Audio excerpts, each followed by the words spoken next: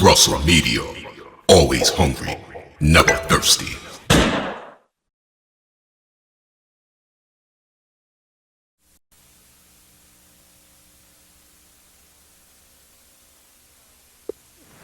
Hello. I hope you enjoy what you're about to see. Earlier this year, Motown Records and the Audubon Society contacted Julian Temple and Nitrate Films. They asked if they would help create an environmental awareness video to my dad's original classic, Mercy, Mercy Me, The Ecology. Without missing a beat, Nitrate Films, Shadows and Light Productions, and a very special group of caring people joined forces to create this video. This year marks the 20th anniversary of Mercy, Mercy Me. Fortunately, my dad's song remains a classic.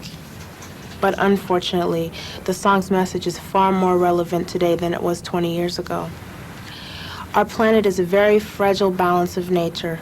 Once again, we must ask, how much more abuse from man can she stand?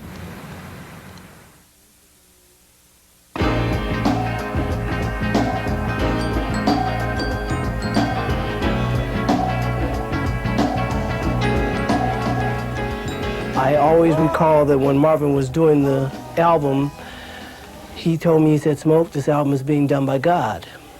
He said, "I'm not really doing this."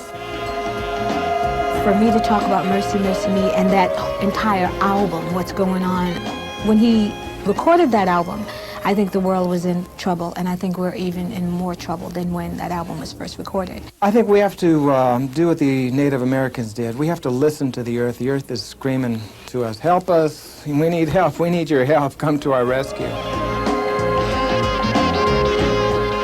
Mercy, Mercy Me, The Ecology, a Marvin Gaye classic, which you could say is 20 years in the making.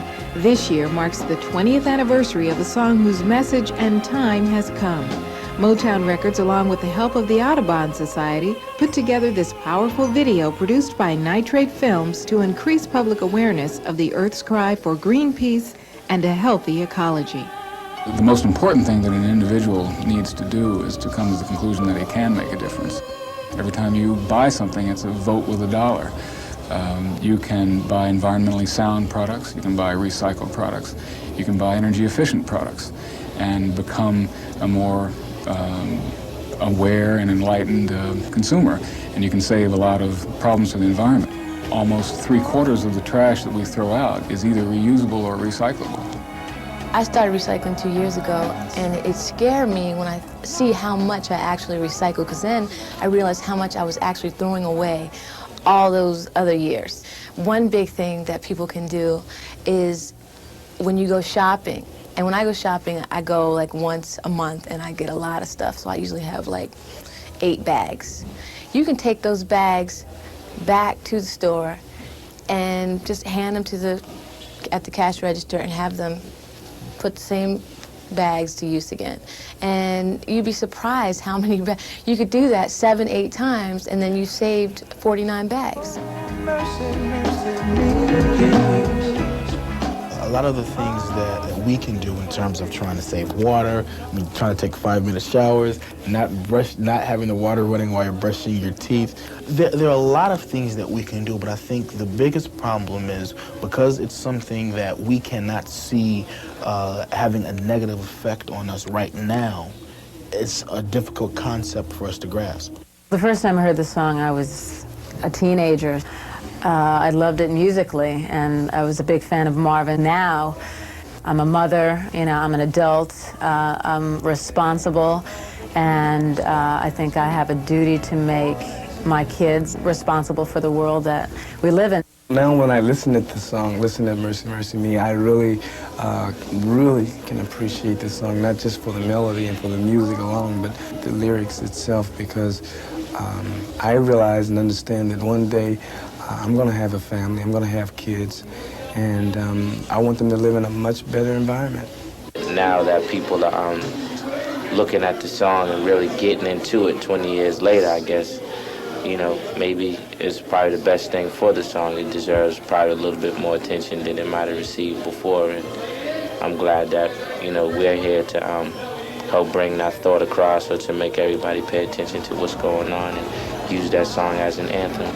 You got to practice what you preach, kind of, too, you know, because, you know, you might be driving down the freeway one day and you decide to throw a little bubblegum wrapper or something out the window. You know, everybody does it, so, you know, you just have to be conscious of what you're doing, basically. Every little bit counts, and I think if we can instill that into people, that's like the foundation of starting a change, a major change. All things and what they do. Get involved politically at the local level. It's the best place to start. Just actually take an effort out to use a real plate and wash it off and put it in a dishwasher and recycle it over again. I think if we laid off on the styrofoam products and the plastic products, would be kind of cool. Oh, and the paper towels too. I started really thinking about, you know, mercury in the fish, and if, you know, Marvin Gaye was singing about this 20 years ago, how much more desperate the situation is now. You